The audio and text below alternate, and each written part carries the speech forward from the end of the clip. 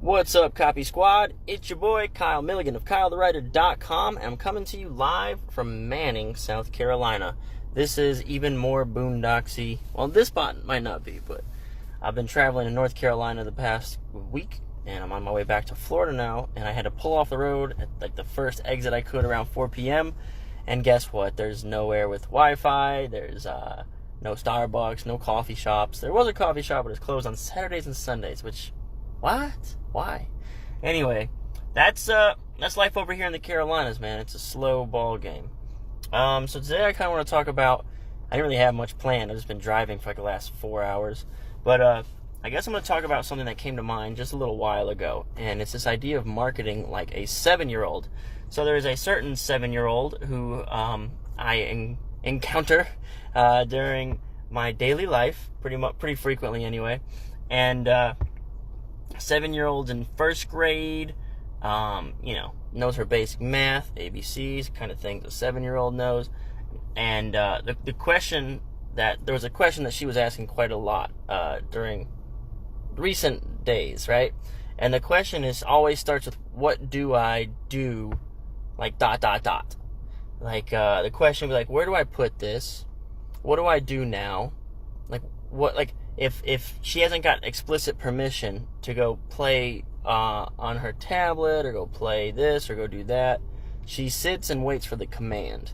And it took me back. I heard she asked me a question today and said, where do I put mommy's phone? And I said, what? Just put it somewhere. What do you mean, where do you put mommy's phone? Right? I was like, just set it there. Like, there's very few ways that you can go wrong by putting the phone somewhere. Don't put it in the toilet, and don't set it outside. Like, just put it on the table or whatever you want to do.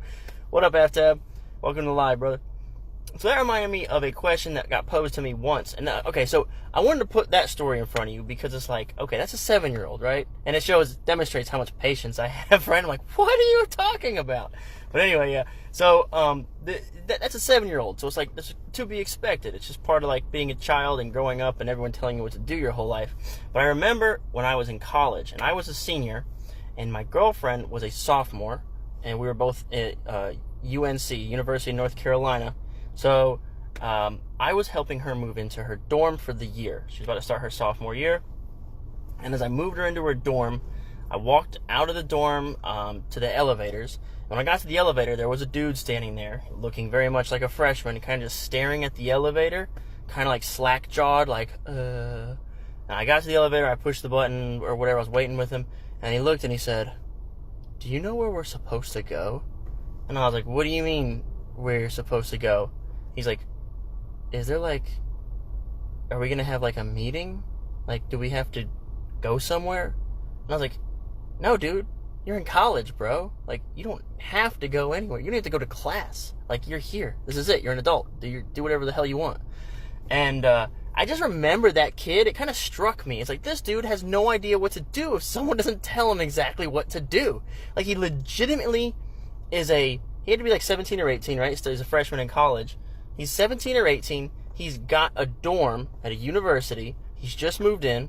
All right, everybody's moving in this day. And he's just standing there absolutely dumbstruck about what he's supposed to do with himself and waiting for someone to give him orders. Waiting for someone to command him. Waiting for someone to say, do this, do that, right? And it just kind of goes to show this is pretty much like our system, right? And this might be different in different countries, different cultures or whatever. But as far as like the United States education system, that is it, dude. This is right. X way is right and Y way is wrong. A is right, B is wrong. Like, that's kind of like drilled into your brain through the whole system, like all the way up till you get to college, and then it's basically reinforced. You learn how to take tests even at a higher level, and then you leave with no practical skills whatsoever. And almost like no ability to think for yourself. And it's clearly demonstrated from this 7-year-old in first grade up through this like 17 or 18-year-old kid I bumped into many years ago when I was in college. There are people who cannot think for themselves. So that brings me full circle, right? And the title of this video is Don't Market Like a 7-Year-Old, right? And I think it comes back to this idea of, okay, I want to sell something, I want to make $1 million, I want to be a marketer. What do I do? And it left me with the same feeling whenever people ask stuff like that. Like, what do I do now? It reminds me of, like, where do I put mommy's phone? Just don't throw it in a puddle of water. It doesn't matter where you put it. Like, just put it somewhere. And that was like the same thing. That dude says, standing there waiting for the elevator, where do we go? I go to hell for all I care. Do whatever you want, man. Like, that's like the same thought. Like, when someone says, what do I do? You need to do something, right? There is no longer a right and wrong way to do things. I will say there are, okay, that's a broad stroke statement, which I seem to do quite often. There are wrong ways to do things, right? I'll tell you some things don't do. Don't tell your customers and clients they're wrong. Don't tell them they're idiots. Don't tell them they're dumb. Don't tell them their way of thinking is unacceptable or stupid or anything like that. Don't do that. That's a bad idea. Don't sell facts and logic, okay? The whole basis that's built this channel, everything that's helped me gross $7.1 million in 2018 in sales using direct response copywriting came from selling straight to the emotions. The big 4 emotions, which I talk about mostly on this channel, they are new, easy, safe, and big. You strike those 4 emotions, you can sell basically anything. I talk about it in virtually every video that we've gone through, and I've even written a book on that topic, on emotion-based selling to these big 4 emotions. That book is called Take Their Money, and it is available at kylethewriter.com/book. If someone would type that into the comments for me, I'd appreciate it. I've been really slack about advertising the book, and my lives have been a little bit more disorganized while I've been traveling. I kind of have to wing it whenever I have a minute. But yeah, the point is, yeah, there's no right or wrong way, okay? There are some ideal frameworks, structures, there's like ideal approaches or strategies, but at the end of the day, you'll be surprised to find pretty much anything will work if you do something. And I mean that vaguely too, right? The thing is, nothing will work if you do nothing. If you're waiting for someone to tell you that this is the right way to do it, you're going to find yourself in a rut where nothing gets done, or you'll find yourself giving someone a bunch of money and you'll get no results because you're waiting for someone to tell you exactly what to do that is that perfect thing that never fails. The opposite is really how it should be. Like, you shouldn't think like a 7-year-old. You shouldn't think like that college kid. You shouldn't think like someone trapped in our modern education system. You should be like testing. You should be not thinking in terms of win or lose, fail or succeed. You should be thinking of every single thing that you do as a test, right?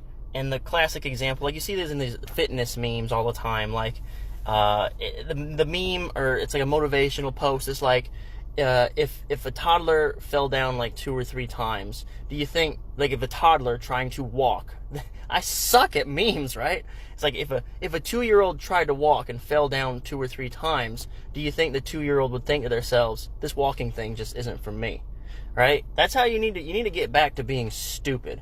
Man, I wish I had, I don't know when I'll be able to upload this to YouTube because I am out in the boonies of South Carolina and there's not a Wi-Fi connection for hours. But I'm going to link, when I get time, I'm going to try to link to some other videos about like failure, success. You need to get into a mindset of staying stupid. The artist's two greatest allies are stupidity and arrogance. Stupidity and arrogance. And you need to embrace being stupid. You need to embrace taking action and being bold and just doing whatever the hell it is you want to do, and not just mindlessly doing it, but mindfully doing it. So if I'm going to take action, I'm going to watch for the results. I'm going to see how that panned out, and if it panned out well, I'm going to do it again. And if it didn't pan out well, what can I change? I'm going to try again, right?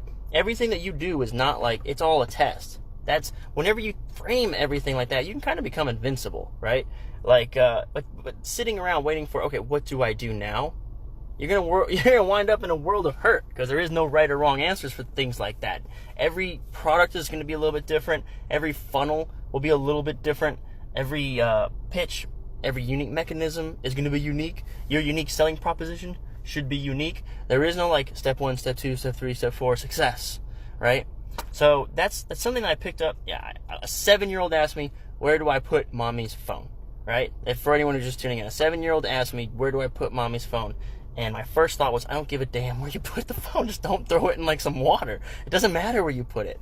And then I thought about that one kid in college. The one kid in college, like, I just helped my girlfriend move into her dorm. Like, this was like 10 years ago. God, no, hell, 5 years ago. I helped my girlfriend move into her dorm, and on my way out, I bumped into this dude who was just staring at a wall. Like, what do we do?